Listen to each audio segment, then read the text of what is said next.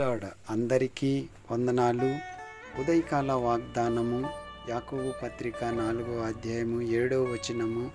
కాబట్టి దేవునికి లోబడి ఉండి అపవాదిని ఎదిరించుడి, అప్పుడు వాడు మీ యొద్ద నుండి పారిపోవును. ప్రియమైన దైవజనాంగమా, దేవుణ్ణి లోబడుటయే అపవాదిని ఎదిరించుకోగలము.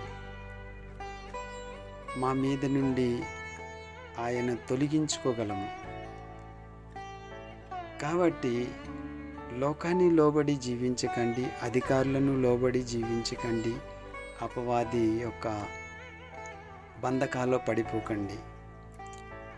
దేవునికి లోబడి జీవించండి, అపవాదిని ఎదిరించుకోండి, మీ మీద నుండి అతన్ని తొలగించుకోండి.